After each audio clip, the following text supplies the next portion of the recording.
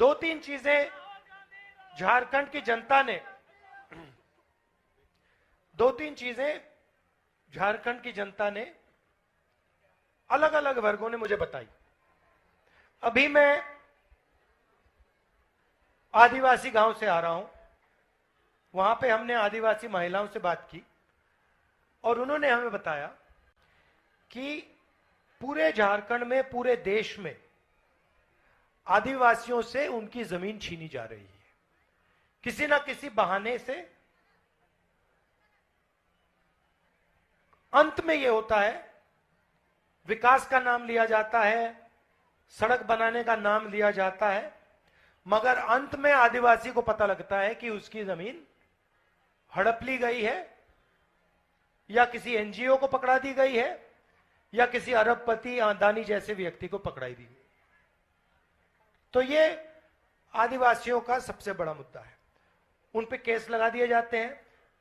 इसी अभी कुछ ही देर पहले एक एनजीओ की जमीन है, वहां पे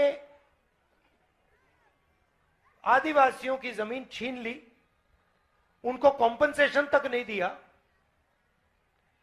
और उनकी जमीन लेकर एनजीओ में डाल दी। उन व्यक्तियों से मैं मिला, फिर अफसर से मिला तो पहले अफसर मुझे कहते हैं, देखिए ये तो ग्राम सभा की जमीन थी। तो फिर उन्होंने मुझे कागज दिखाया, जो व्यक्ति की जमीन गई उसने कागज दिखाया।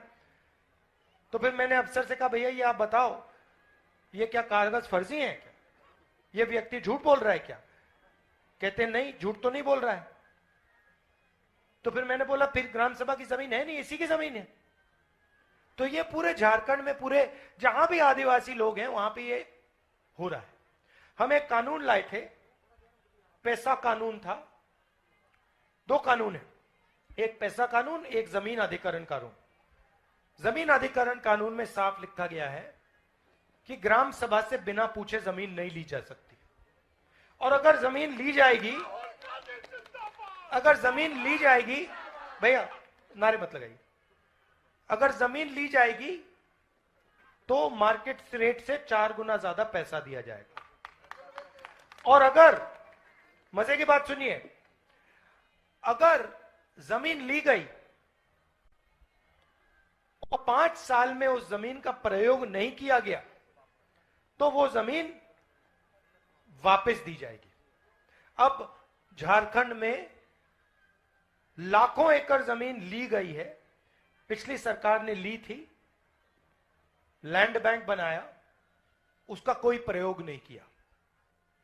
तो यहां के आदिवासियों ने मुझे कहा, और सही कहा, कि 5 साल हो गए, ये जमीन अब वापस जानी चाहिए, हमें वापस मिलनी चाहिए, किसका कोई प्रयोग ही नहीं हुआ।